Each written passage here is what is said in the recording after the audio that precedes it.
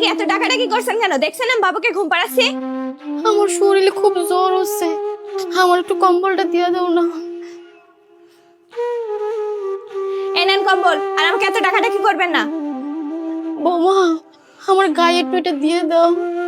আপনি গায়ে দিয়ে নেন তো, আমার আরো অনেক কাজ পড়ে আছে। এত টাকাটাকি আমার ভালো লাগে না, অসহ্যকর।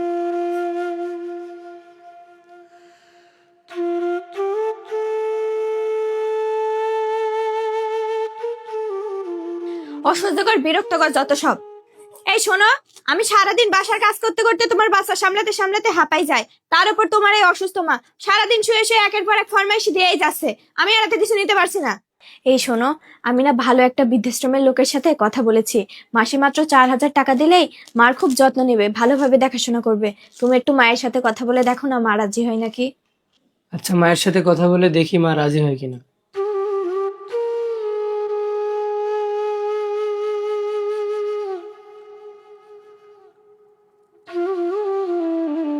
মা, ওষুধটা খেয়ে নাও।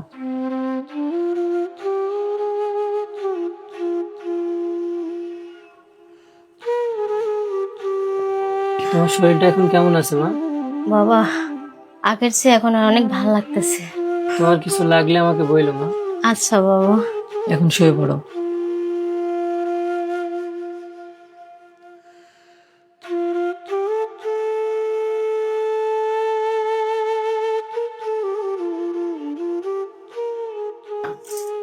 এই, তুমি কি মাকে বলছো? মা কি রাজি হয়েছে?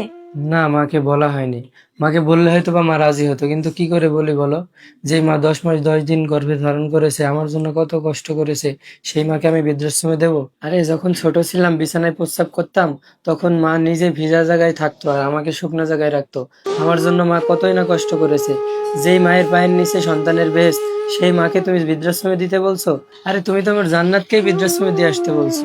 আরে বাবা মারা যাওয়ার পর থেকে আমার মা আমাকে কত কষ্ট করে লালন পালন করেছে, নিজে খেয়ে না খেয়ে আমাকে খাইয়েছে, আমার জন্য কতই না কষ্ট করেছে, কত কষ্ট করে আমাকে লেখাপড়া করিয়েছে। আজকে আমি ভালো চাকরি করি, এখন বাড়ি আছে, গাড়ি আছে, আর এই মায়ের অসুস্থতার সময় তাকে বৃদ্ধাশ্রমে দিয়ে আসবো?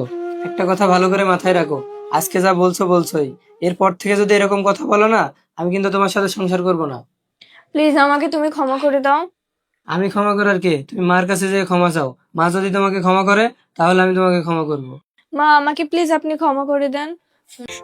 বৌমা, আমি তো তোমাকে বৌমা মনে করি নাই, আমার মেয়ে মনে করেছি। আর শুনো, তোমারও একটা ছেলে আছে, তুমিও এক সময় বৃদ্ধ হবা। শুধু এই কথাটা মাথায় রেখো। আমি চাই সবাই এভাবে সুখে সংসার করো।